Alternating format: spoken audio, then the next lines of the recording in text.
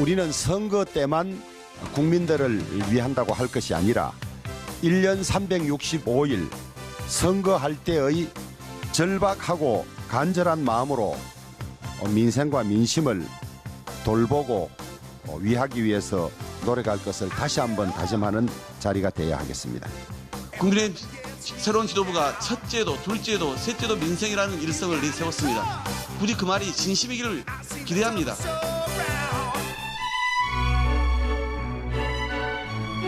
이재명 대표가 그동안 걸어왔던 과정에서 관계인이라고 할 수 있는 많은 분들이 계속해서 유명을 달리한다. 대표로서 과연 직무를 수행하는 것이 적합한지에 대한 많은 심사숙고가 필요하지 않겠나 생각합니다. 특검을 밀어붙이겠다는 것은 국회를 극한 정쟁의 장으로 몰고 가서 이재명 대표 부정부패 혐의로부터 국민들의 시선을 돌리려고 하는 것입니다.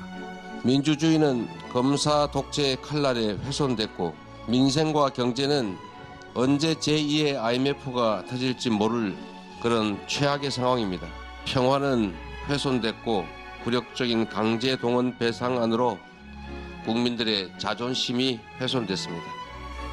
압도적 국민의 뜻은 더 이상 윤석열 검찰의 봐주기 부실 수사와 시간 끌기 면죄부 수사를 믿을 수 없으니 중립적이고 공정한 특별검사를 조속히 실시하라고 명령하고 있는 것입니다.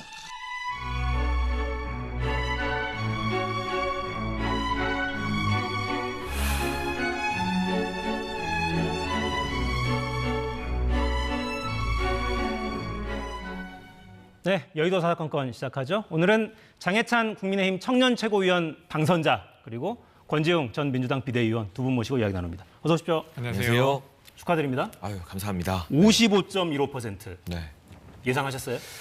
제가 예상했던 것보다 많은 지지를 받아서 현장에서도 좀 울컥하더라고요. 네. 사실 선거 막바지 일주일 동안 제가 네거티브에 좀 많이 시달렸었기 때문에 마음고생을 했었는데 우리 당원분들께서 걱정하지 마라, 믿어준다라는 의미를 보여주신 것 같아서 개인적으로도 참 감격스러웠고요. 저 개인에 대한 지지 이전에 이번 전당대회에서 죽으나 사나 우리는 윤석열 대통령님 국정과제 잘 이행하는 것으로 총선 치러야 된다라는 그런 당원분들의 총의가 모여진 것 같아서 이런 결과가 나온 것 같습니다. 네, 당선자가 전부 다 친윤계 일색이다 이런 평가들이 언론에서는 나오고 있고 국민의힘 전당대회 결과는 어떻게 좀 보셨습니까? 그러니까 뭐 어쨌건 당원들이 뽑으신 거니까 이제 그 지도부의 민주적 정당성이 이제 부여된 거지 않습니까? 사실 저는 좀 우려가 되긴 합니다. 어떤 거냐면 지금 윤석열 대통령께서 되게 국정 운영을 잘한다고 보기는 어렵지 않습니까? 그러니까 부정 여론이 55% 중반대, 50% 중반대에서 60%를 오가고 있는데 좀 건강하게 견제하거나 더 다른 새로운 좋은 방향으로 나아갈 수 있게 하는 지도부가 필요할 것 같은데 그 면에 있어서는 이번 지도부는 그렇게 하지는 않을 것 같아요. 그런 부분은 조금 되려 국민의힘의 리스크가 되지 않을까 하는 생각은 있지만 어쨌건 국민의힘 당원들이 뽑으신 거니까 앞으로 지켜봐야 되지 않을까 싶습니다. 네, 자 최고위원 선거에 청년 최고를 따로 둔 거는 네. 뭔가 이 젊은 어떤 그런 에너지들을 모아서 당의 혁신이나 정치의 발전 이런 걸 좀 꾀하겠다 이런 뜻이 아마 있었을 텐데 네. 제도를 설계할 때는 이번 선거 때는 그런 게 잘 안 보이지 않았냐 이런 비판도 있어요. 네, 그러나 저는 이 청년들을 별도로 선발하는 제도 자체를 통해서 이 신진 20대, 30대 정치인들이 등장할 수 있는 기회가 부여되는 것 자체가 소중하다라는 생각을 여전히 하고 있고요. 제도 자체로 소중하다? 네, 민주당 같은 경우는 청년 최고위원 선발 제도가 없기 때문에 사실은 원내 국회의원들이 아니면 도전하기 힘들거든요. 대부분 지명직으로 청년들이 최고위원회의에 들어갑니다. 그러면 아시겠지만 발언권도 약하고 힘을 쓰기 힘들어요. 그 차원에서 계속 이런 제도가 민주당이나 다른 정당에도 확대되면 좋겠고 저도 정책 선거 됐으면 좋겠다는 아쉬움을 많이 가지고 있는데 선거 구도라는 게 정치 현안에 대한 입장을 언론이 많이 주목하게 되더라고요. 하지만 이 이후에 함께 경쟁했던 후보들끼리 머리를 맞대고 정책 많이 발표하는 모습 보여드리는 것으로 또 기대해 주신 당원과 국민 여러분께 보답해야겠다라는 생각을 가지고 있습니다. 그 청년 정치라는 차원에서 평가를 좀 해주세요. 아니 원래 이제 청년 최고위원 이 제도를 먼저 도입한 게 민주당입니다.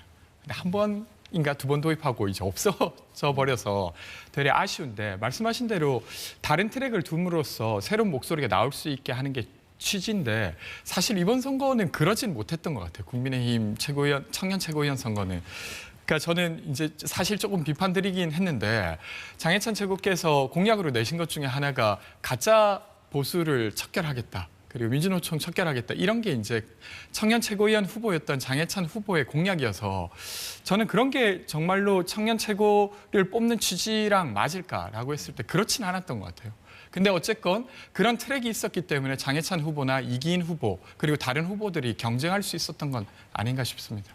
일단 선거는 뭐 당선을 목적으로 뛰는 거니까 당원들한테 소구하려면 그런 구호가 먹히는 거죠. 그리고 저는 민노총이 이제 물러난 자리에 새로운 MG노조, 새로고침 조합 이런 분들이 들어서고 또 제가 말하는 부정적인 형태의 어떤 보수 패널들이 물러난 자리에 젊은 스피커들이 차오르면 이게 다 청년들에게 득이 되는 공약이라 생각했고요. 저희가 첫술에 배부를 수가 없잖아요. 이번 청년 최고위원 선거를 보고 걱정하는 목소리도 제가 귀담아 듣고 있습니다. 다만 좋은 모습이든 나쁜 모습이든 청년들이 치열하게 경쟁하면서 언론과 국민의 관심을 끌 수 있는 무대 자체가 정치권에 많이 없는데 그 무대가 있다는 것에 의의를 좀 두고 저희도 발전을 해나갈 테니 민주당에서도 청년 최고위원 선거 다음번 전대 때는 꼭 다시 부활시켰으면 하는 바람이 있습니다. 네. 근데 그릇 자체는 뭐 좋은데 그 그릇에 진짜 청년들의 어떤 삶이 담기고 그런 의제들이 좀 담겨서 좀 커져나갔으면 좋겠다 이런 생각은 다시 한번 좀 하게 되고요. 보수 패널 이야기를 좀 하셔서 아마 이 말씀 하고 싶어 하실 것 같아요. 이준석계 후보들 전원 탈락했죠? 천하, 용인 4명 다 탈락했습니다. 이거 둘러싸고 의미 뭐냐 공방이 계속됩니다. 들어보시겠습니다. 자기의 아바타 내지는 자신의 대리인들을 내세워서 선거에 임했는데 이분들은 과연 쓴소리라고 하는 것이 우리가 공동체가 잘 되기 위해서 다른 의견을 낸다고 하면 당원들도 충분히 공감하고 또 따를 텐데요. 과연 그렇게 하느냐 아니면 내가 다 차지해야 되는데 왜 내 밥그릇이 없냐 하고 투정하는 것처럼 늘 보여왔고. 김재원, 조수진, 장해찬 최고위원 이런 사람들이 지금 내부 총질하는 거 아니에요? 김기현 대표에 대한 내부 총질이고 개혁 성향의 당원들과 천하람 이준석에 대한 내부 총질이라고 생각합니다. 아니 보십시오. 김기현 대표가 취임 일성으로 연포탕을 얘기했어요.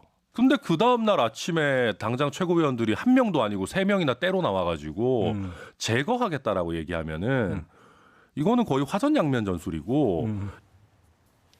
네, 천하람 전 후보는 내부 총질을 하는 거 아니냐 이렇게 지금 평가하는데 어떤 말씀 주시겠어요? 네, 선거 내내 특정 정치인들 실명을 거론하면서 이제 공천 못 받게 하겠다, 퇴출시키겠다 하셨던 분이 하실 말씀 아닌 것 같고요. 일단 선거 패배 후유증이 누구에게나 심각하게 다가옵니다. 우리 천하람 후보님 패배하시고 바로 인터뷰하실 게 아니라 좀 쉬시면서 맛있는 것도 많이 드시고 재충전하실 휴식의 시간이 좀 필요한 것 같다라는 말씀을 진정성 있게 권해드리고 싶고요. 저는 개인적으로 선거 이후에 천하용인 4명의 후보를 비판하진 않았습니다. 오히려 각자 정치적 자질이 있다라고 추켜 세웠죠. 다만 이준석 전 대표와 결탁한 게 문제다.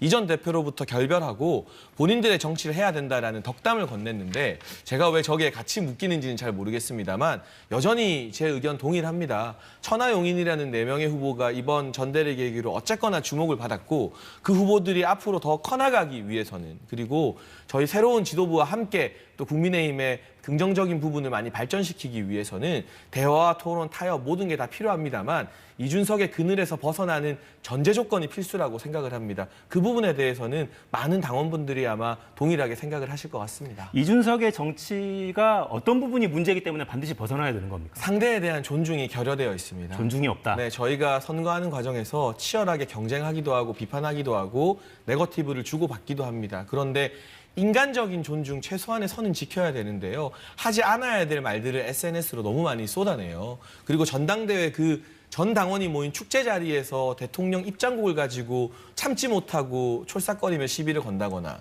또는 거의 아버지뻘인 60대인 안철수 의원을 상대로 반말조로 톰과 제리 잘했어 톰 이미 늦었어 이런 식의 SNS를 한다거나 이게 어디 공당의 대표가 보일 수 있는 언행입니까? 이런 상대에 대한 조롱과 비아냥, 존중이 결여된 것이 결코 청년 정치나 새로운 정치는 아닐 겁니다. 저는 그 점에서 천하람 후보가 이준석 전 대표보다는 훨씬 그래도 나은 정치인이라고 생각합니다. 그 부분에서 벗어나라는 정말 애정 어린 조언을 드리는 건데 이것을 패배한 후보들에 대한 조롱이나 또는 부관 참시로 받아들이지 않았으면 좋겠습니다. 저는 좀 다르게 보는데요. 그러니까 이준석 대표의 정치하는 스타일, 아니 말투 이거 비판받을 수 있다고 생각합니다. 근데 사실은 윤석열 대통령이라고 하는 아주 강한 권력, 잘못할 때도 있는 거잖아요. 예를 들면 바이든 날리면 이런 거 관련한 것이나 아니면 그로 인해서 MBC 기자를 저녁에 태우지 않았던 것이나 이런 건 충분히 비판할 법한 것인데 그런 것들에 아무 말도 하지 못하는 게 되레 구태정치가 아닌가 싶고 저는 그런 이야기를 하는 집단으로서 어쨌건 이준석 대표 팀이 여겨지는 것 같아요. 실제로 그 이야기만 하는 건 아니지만 그래서 그런 면에서 되려 그런 팀을 잘 살려두는 게 국민의힘에 도움이 되지 않을까. 물론 이제 다른 당 걱정이긴 하지만 그렇지 않을까 싶고 저는 어쨌건 이번에 이제 국민의힘 지도부가 꾸려졌지 않습니까? 그러니까 이제는 후보가 아니라 지도부가 된 겁니다. 그러면 전체 당원들의 의견 중에 본인이 대표했던 사람들의 의견과 다른 의견이 있다 손 치더라도 지도부로서는 이 사람들의 이야기를 포용하려고 해야 돼요. 근데 이제 처음에 이제 지도부가 되어서 일성으로 나온 것이 이견을 냈던 친구들을 제거하겠다 이렇게 말하는 건 전 적절하지 못했다고 생각합니다. 네, 제거 이야기가 나오긴 나왔었죠. 어떤 그게 의미로 받아들여야 될까요? 오해가 있는 것 같은데요. 일단은 저나 김재원 최고위원, 조수진 최고위원이 이준석 전 대표에 대해서 비판한 건 사실이고요. 다만 제거라는 단어는 김기현 대표께서 이진복 정무수석 예방을 받으면서 대통령의 국정 운영에 당에서 방해가 되고 뒷받침 못하는 부분들을 제거해 나가겠다라고 말씀하셨어요. 저는 그게 특정인이나 특정 세력을 겨냥한 것이 아니라 국민의힘이라는 정당이 윤석열 정부의 국정 과제라던가 여러 가지 입법 활동을 정말 제대로 뒷받침했는가.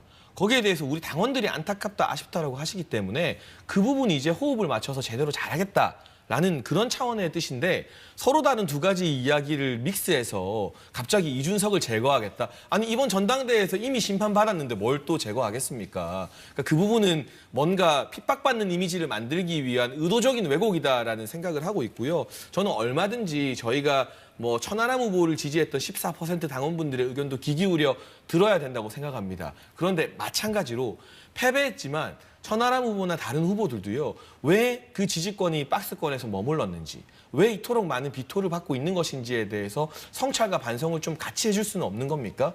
같이 반성하고 같이 성찰하면서 좀 나은 방향으로 정치가 발전해야 되는데 아무리 생각해봐도 권지웅 비대위원도 동의하실 거예요. 안철수 의원에게 잘했어 톰. 이런 게 개혁 정치, 청년 정치는 아니잖아요. 그런 거 하지 말자는 제 말씀을 있는 그대로 받아들여 주시고 또 천하람 후보가 하는 쓴소리 더 많이 해라는 말씀도 제가 있는 그대로 받아들이고 그 과정에서 정치가 좀 발전하는 모습을 보여드리면 좋겠습니다. 예. 자, 이준석 대표가 SNS에 올린 글을 저희가 그래픽으로 좀 정리해놨는데 이런 대목이 있어요. 두 번째 단락을 보시면 될 것 같은데요. 강한 것과 맞서는 것을 두려워하지 않고 옳은 이야기 하는 것이 으뜸 전략이었다. 내일을 위해 더 정진하겠다. 중요한 것은 꺾이지 않는 마음이다. 이런 뜻도 보이고. 근데 김기현 대표는 그 다양성이 꼭 필요하다면서도 질서 있는 다양성이라는 언급이 나오더라고요. 그래서 그런 어떤 제거라는 표현도 그렇고 다양성, 근데 질서 있는 다양성 이런 이것들이 정치부 기자들이 이제 기사 쓰기 좋아하는 이게 무슨 뜻일까? 이견을 인정하지 않겠다는 거 아닌가? 이런 해석들이 나오는 것 같아요. 이건 좀 어떻게 읽으셨습니까? 그러니까 이게 그냥 평소 상태, 그러니까 당내 민주주의가 충분히 살아나고 있는 상태라고 하면 이 정도 말씀하시는 거 그냥 적절하다고 볼 것 같아요. 근데 최근에 국민의힘 전당대회에서 보여졌던 모습은 그러니까 대통령께서 사실상 선거에 아주 세게 개입하셔서 아주 여러 단계에 걸쳐서 그러니까 지명직 당대표라고 불릴 만큼 오명을 얻었던 선거가 막 있었습니다. 근데 그것을 바로잡는다고 하면 당대표가 되신 김기현 대표께서 아주 강하게 우리 당내의 공론장을 다시 살려내겠다.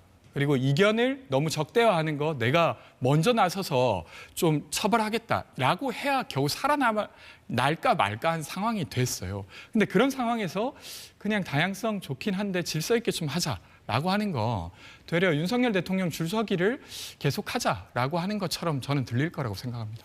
근데 저희가 집권 여당이잖아요. 그럼 집권 여당 내부의 국회의원이나 최고 지도부의 말 한마디 한마디가 마치 이제 국정 과제나 국정 방향인 것처럼 굉장히 큰 파장을 낳기도 합니다. 그래서 저는 이 질서 있는 다양성이라는 언급을 어떻게 받아들였느냐.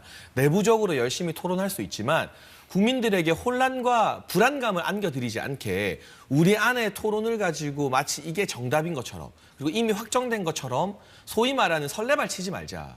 우리 안에서 열심히 토론하고 공통된 합의안을 만들어낸 다음에 조율해서 발표하자라는 이야기로 들렸고요. 그건 정책적인 부분에서도 대단히 중요한 대목이고 정무적인 부분에서도 우리 국민들이 안정적인 집권을 바라실 것이기 때문에 적어도 그 정도의 인내심, 지금 내 생각이 옳다고 생각해서 이걸 바로 어디 이 기자분 붙잡고 말하는 게 아니라 내부의 수기와 토론 과정을 한번 거치자는 정도의 아주 원론적인 이야기로 받아들이고 있습니다. 예, 이제 갓 출범했으니까 사실 이런 말, 수사 이런 표현이 문제가 아니라 어떻게 꾸려나가느냐가 문제일 테고 결국에는 사실 인선 아니겠어요? 네. 누구와 손잡고 지도부를 어떻게 구성하고 어떤 방향을 제시할 것인가 이제 이게 문제일 텐데 사무총장 이야기 계속 당 안팎에서 나옵니다. 네.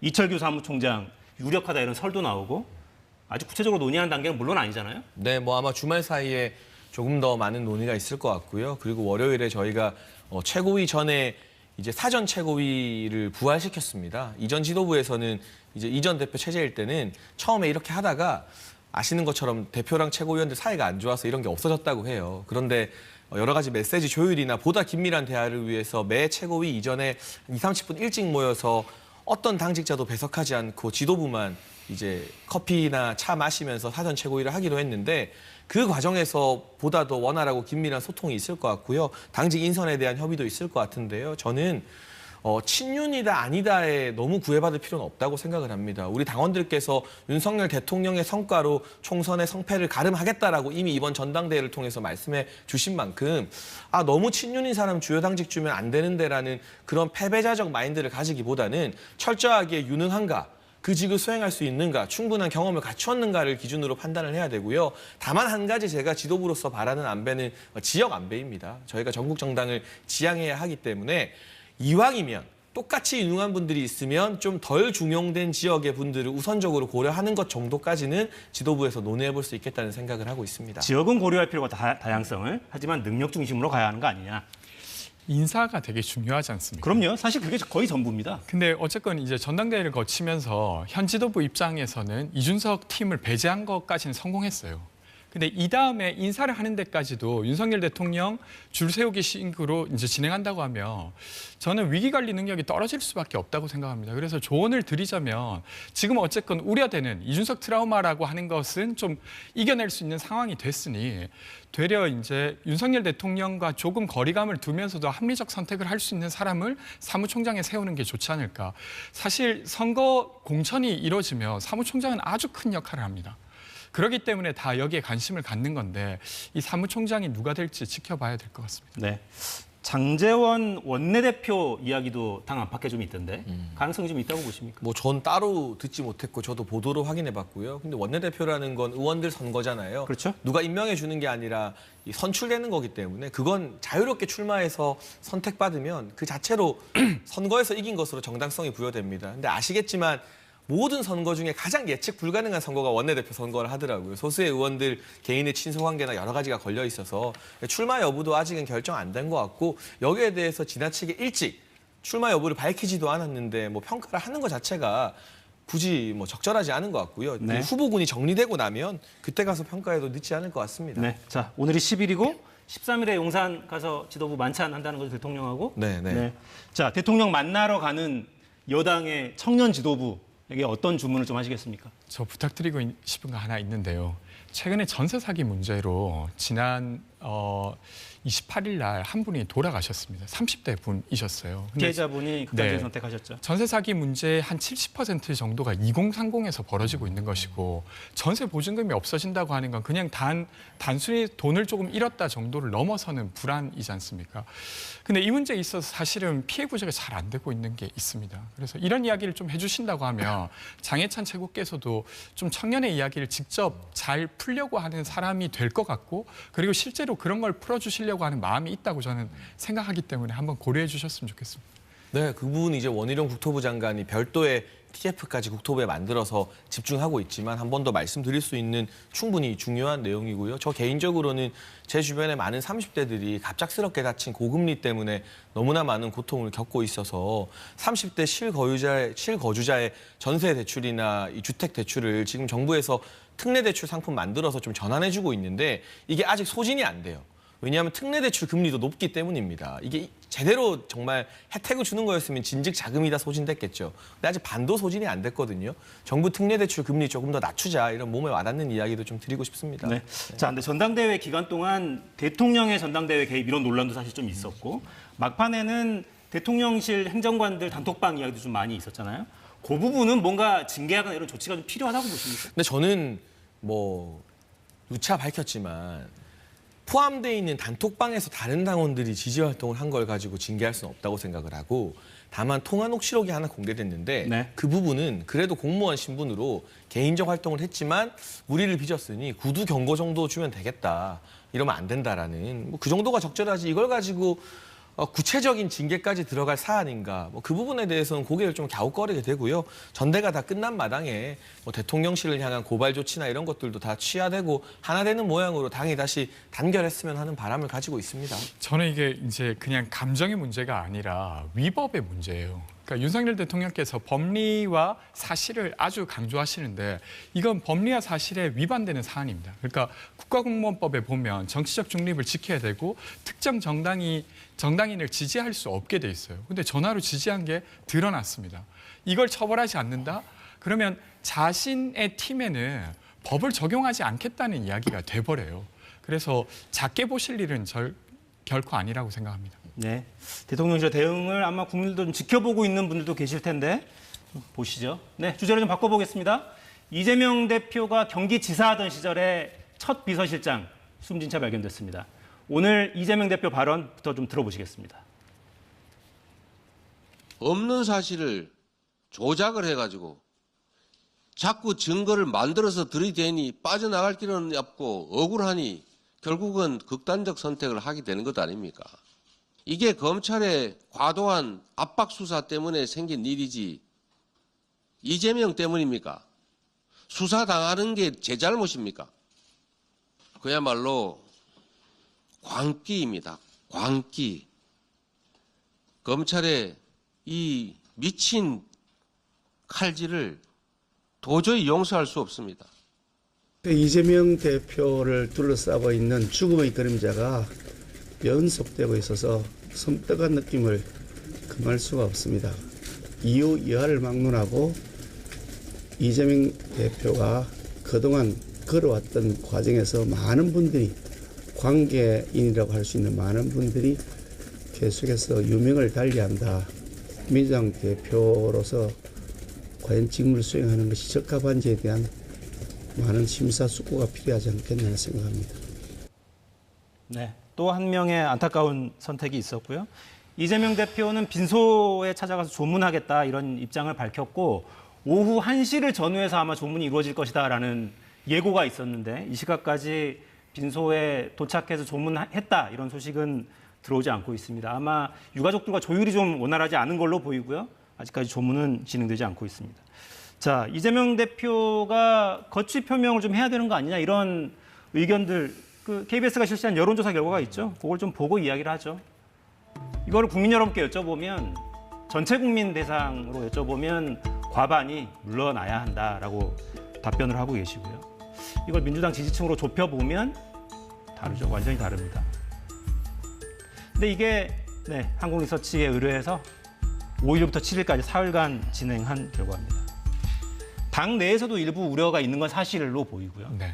이제 첫 비서실장이 극단적인 선택을 하면서 압력이 좀 더 높아지겠다 이런 생각이 들기도 합니다. 당내 분위기는 좀 어떻습니까?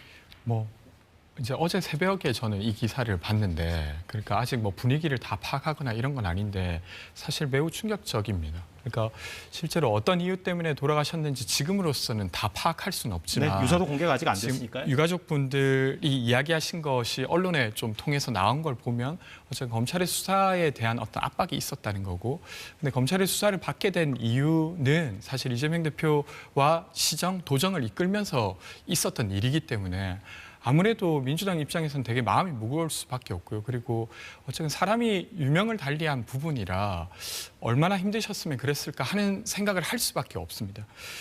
어쨌든 이재명 대표께서 말씀을 하셨는데 오늘 이 사건 관련해서 저는 분명히 검찰의 어떤 압박이라든지 이런 게 있었는지 좀 살펴봐야 될 부분은 있었다고 생각합니다. 근데 그럼에도 되려 이재명 대표께서 먼저 유감을 깊이 표하는 것부터 시작하셨으면 더 좋았겠다 하는 생각은 들고요. 그리고 언론에 따라서 조금 보도되고 있는 유서 내용을 제가 봤는데 그 내용이 만약에 사실이라고 하면 저는 민주당에서 고민이 더 깊어질 수밖에 없다고 생각합니다. 그래서 아주 직접적으로 그러니까 성남시에서 비서실장을 했던 분이기도 하고 경기도지사를 할 때 초대 비서실장을 했던 분이 사실은 유서를 통해서 간접적으로 입장을 내신 것과 같은 상황이 되어버렸어요. 그렇다고 하면 아무래도 이 사안이 조금 더 진지하게 더 토론될 수밖에 없을 것 같습니다. 일단은 뭐 정치적인 평론하기에 앞서서 고인의 명복을 빌고 유가족분들께 위로를 진심으로 전합니다. 한국 정치사뿐만이 아니라 세계 정치사에서도 특정 정치인과 연관된 사건으로 측근들이 관계자가 5명이나 안타깝게 유명을 달리하시는 게 유례를 찾아보기 힘든 일입니다. 이걸 가지고 정치적 책임 공방 벌이기에 앞서서 이재명 대표가 뼈저린 반성과 공감의 메시지를 내야 되는데 오늘 아침 최고위를 보면 굉장히 사납게 이게 왜 내 탓이냐, 검찰 탓이냐, 책임 소재를 또 돌리고 있거든요. 뭐 검찰에서는 단 한 번 수사한 게 전부고 그 이후에 아직까지 추가적인 뭐 소환 요구나 이런 거 안 했다고 하는데 어쨌거나 이재명 대표를 보좌했었기 때문에 성남FC 사건으로 지금 입건이 되어 있고 나머지 쌍방울 대북 송금 등으로도 언론 보도가 나왔잖아요. 이분이 이재명 대표의 측근이 아니었다면 이런 일에 휘말리지 않고 정상적이고 평탄한 공직 생활을 마쳤을 겁니다. 그런 차원에서 최소한의 도의적인 책임과 미안함을 먼저 말씀하시는 게 국민들 앞에서 인간적인 모습이 아니었나 싶은데 내 탓 아니다, 검찰 탓이다. 이 모습을 이 국민들이나 특히 돌아가신 분의 유족들이 보고 싶었을까요? 저는 이번에 뭐 유서의 일단락이 좀 공개가 되었습니다. 이재명 대표 다 내려놓으라 한다는 이 부분, 그리고 지금도 아마 유가족이 조문을 거부하고 있는 것으로 알려지고 있는데 이번 이 비서실장분이 돌아가신 것은 앞선 것과는 격이 다르다. 이재명 대표도 이 비서실장분은 내 측근 아니다, 모르는 사람이다라고 부인할 수 없어서 지금 빈소를 찾아간 거잖아요. 그렇기 때문에 이 파고를 이재명 대표가 넘기 힘들 것 같고요. KBS에서 여론조사한 것도 이 사건이 알려지기 전이잖아요. 그렇죠. 추후에 조사해 본다면 국민들 응답은 말할 것도 없고 더불어민주당 지지층에서도 적지 않은 변동이 일어나게 될 것 같습니다. 네. 뭔가 플랜 B에 대한 어떤 논의랄까요? 이런 거를 본격적으로 시작해야 된다 이런 이야기가 나올 법도 해 이쯤 되면. 그러니까 저는 사실은 그것을 좀 능동적으로 하면 좋겠다는 이야기를 계속 드렸는데. 왜 적극적으로? 네, 그러니까 기소되었을 때 시작한다거나 아니면 체포 동의안을 한 번 더 논의할 때 논의를 시작하는 것이 아니라, 그러니까 당내에서는 그러니까 아주 극단의 이야기, 이대로 가도 좋다, 아니면 이재명 대표께서 사퇴하셔야 된다가 아니라 사이의 이야기도 있습니다. 예를 들면 당직을 가진 사람이 이재명 대표 법적 혐의와 관련돼서는 입장을 내지 말자. 라든지 당내 기구를 만들어서 대응하는 일은 하지 말자. 이재명 대표 개인으로 대응해야 된다. 네. 그런 이야기들은 저는 충분히 제3의 저희가 고려해 볼 수 있는 안이라고 생각합니다. 근데 이런 이야기를 하는 것 자체를 너 이재명 대표 지금 그러니까 사퇴하라고 하는 것이지 이렇게 공격을 해버리니까 더 좀 생산적인 논의를 하기 어려웠던 것이죠. 근데 지금이라도 저는 그 이야기를 해야 된다고 생각하고요. 그거는 이제 수동적인 어떤 아까 기소될 때라든지 체포동의안이 넘어왔을 때가 아니라 민주당이 자기 스케줄을 가져야 된다고 저는 생각합니다. 네. 근데 당장 이제 내년 4월에 총선이 있고 그 전에 이재명 대표가 당직을 내려놓거나 보유하고 있더라도 어떤 영향력을 행사하지 않겠다거나 이런 선언이 나오고 혹은 정말 당직을 내려놓으면 이제 전당대회를 또 해야 되는 거잖아요. 지금 상황에서 그게 또 가능하겠느냐 이런 이야기도 안팎에 있으니까. 지금 민주당 비상 상황이잖아요. 그럴 때 비대위라는 걸 우리가 만들죠. 민주당도 비대위 설치했던 전례가 많이 있고요. 뭐 훌륭하게 비대위원장직을 수행했던 박지원 전 위원장 다시 모셔와도 괜찮을 것 같고. 근데 중요한 것은 지금 이제 많은 국민들이 이재명 대표의 당 대표직 수행을 신뢰하지 않는다는 겁니다. 오늘도 원래 민생행보 2건 한다 했는데 다 취소됐어요. 앞으로 이제 매주 재판장 가고 뭐 이런 비극적인 사건 계속 연루되고 민생행보 어떻게 합니까? 제1야당이. 그리고 민생행보를 한다 한들 기자들이 다 기다렸다가 빽뺄 때 사법적인 부분, 재판 관련된 부분밖에 물어보지 않아요. 그러면 민생행보가 다 묻힙니다. 그러니까 적어도 자기 재판과 무관한 대표가 민생에 대해서 드라이브를 걸어야 하는데 지금 이재명 대표는 전통을 가진 지금 다수당 민주당을 거의 변호인처럼 쓰고 있거든요. 이건 옳지 않은 태도다. 그리고 2018년에 이미 저희 당의 권성동 의원이 강원랜드 의혹으로 구속영장 청구됐을 때 스스로 중앙지법 가서 영장 심사 받았던 전례가 있습니다. 그때 영장 기각나고 줄줄이 무죄가 나왔죠. 권성동이 했던 걸 이재명은 왜 못합니까? 그걸 이제 당내에서 요구해야 되는 거죠. 그리고 오늘 이렇게 안타깝게 돌아가신 분 사건 이후에 만약에 쌍방울 대북 송금과 묶여서 2차 체포동의안이 날아오게 된다면 친명계가 이야기하는 것처럼 또 부결시킬 수 있을까요? 저는 그때 어마어마한 도전에 직면하게 될 것이고 이재명 대표든 친명계든 2차 체포동의안이 날아오면 뭔가 결단을 해야 할 순간이 임박하게 될 거라고 생각합니다. 네.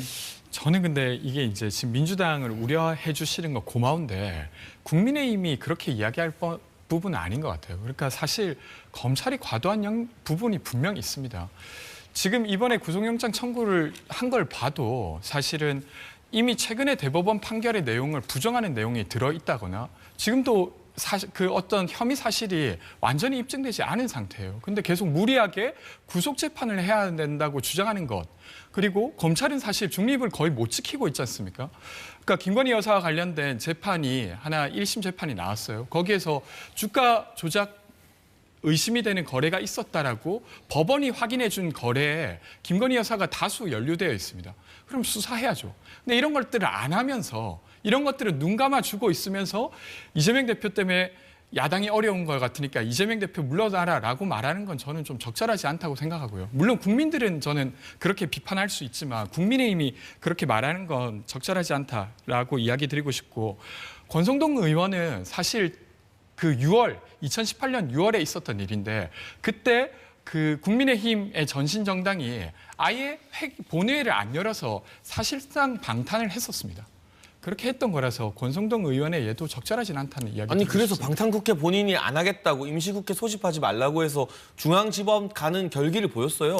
영장 심사 받았어요. 그러니까 이런 이미 1차 방탄한 건 제가 양해해 드릴 테니까 2차 날아오면 그때 중앙지법 가라고 좀 말씀해 주십시오. 그러니까 권성동 의원도 5월 8에 체포동의안을 넘어왔는데 그때는 뭉개다가 6월에 지방선거가 있었어요. 거기에 영향을 미칠 것 같으니까 그때 아예 본회의를 안 열어서 사실상 이제 체포동의안을 방탄했던 것이죠. 그러니까 8월에 그 가셨잖아요. 결과적으로는. 그럼 이번에 체포동의안 날라온 거 3달 뒤든 4달 뒤든 또 날라오면 그때는 꼭 가시라니까요. 예, 자 여러 선택이 있을 수 있고 회기 중에는 아무튼 국회가 동의해야 나갈 수 있는데 회기가 아닌 시간을 만들어야 하고 나가려고 해도 그런 절차는 있죠. 자 마지막으로 요거 하나만 더 짚고 정리를 할까요? 왜 주 69시간 근로 가능하게 하겠다 이런 정부의 발표 뒤에 이런 그래픽 만들어서 인터넷에서는 많이 화제가 됐죠. 69시간 일하려면 아침 9시부터 자정까지 매일 일하고 기절했다가 병원 갔다가 쉬고 이걸 반복해야 된다. 근데 여당에서는 이 제도 사실 청년들이 좋아한다 이런 이야기 하니까 성일종 정책위 의장 발언이었죠. 그랬더니 아까 이제 우리 장해찬 최고가 이야기했던 새로 고침 노동자협의회 저기서도 일단 반대했습니다. 짧게 이 제도는 어떻게 좀 풀어가면 좋을까요? 그러니까 똑같은 정책도 어떻게 설명하느냐에 따라 와닿는 게 굉장히 다른데요. 그 부분에 대해서 더 노력해야겠다는 생각이 많이 들고요.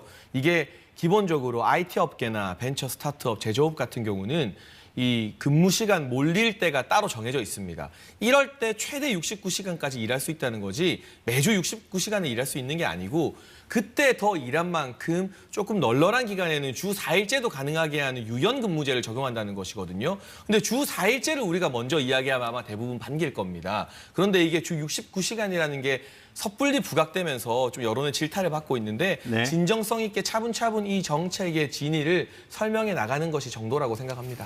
저는 69시간이 마치 선택 가능한 것처럼 이야기하시지만 근로감독을 받고 있는 직원 입장에서 그것이 선택 가능하지 않다는 현실을 잘 모르시는 것 같아요. 그래서 상한이 늘어난다고 하는 건 충분히 한 달 내에 일하는 시간, 내가 선택할 수 없는 일하는 시간이 늘어날 수밖에 없다는 현실을 잘 모르신 채 계속 몰아붙이고 계신 것 같은데, 물론 저는 어떤 직무에 따라서 조금 더 일할 수 있게 하는 것을 논의할 필요는 있다고 생각합니다.